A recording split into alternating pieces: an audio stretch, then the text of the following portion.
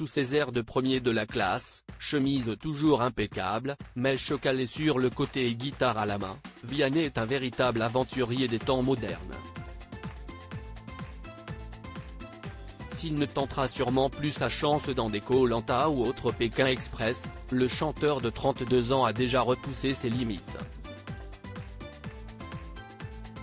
À l'âge de 21 ans, il a réalisé l'un de ses plus gros défis en dehors de la chanson, parcourir des centaines de kilomètres à vélo pour atteindre Stockholm, capitale de la Suède. Ce périple, Vianney l'a évoqué dans un dimanche à la campagne ce dimanche 19 mars, émission de Frédéric Lopez dans laquelle il était invité. Quelques années après avoir partagé rendez-vous en terre inconnue avec lui, le chanteur s'est donc senti suffisamment en confiance pour évoquer ce souvenir sportif et très marquant dont il n'est pas sorti indemne. En fan de vélo, Vianney a indiqué qu'il avait parcouru toute une partie de l'Europe en pédalant.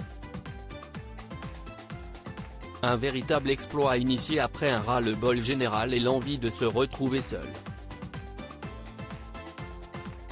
S'il ne s'agissait pas de son premier voyage à vélo, Vianney a admis qu'il s'agissait du plus long et du plus dur.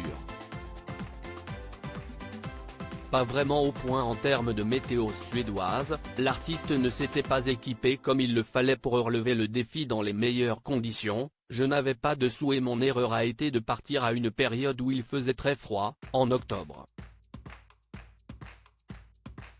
Je dormais dehors donc forcément, j'ai douillé.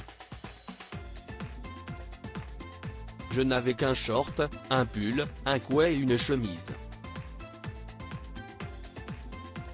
J'avais vraiment que ça. J'avais perdu 12 kilos.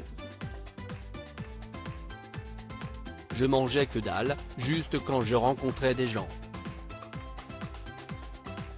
Je faisais 100 bornes par jour, j'étais éclaté. J'étais un super-héros dans ma tête. Le but de Vianney ? Terminer le voyage, retrouver un peu de solitude et surtout faire le point, je devais aller au bout.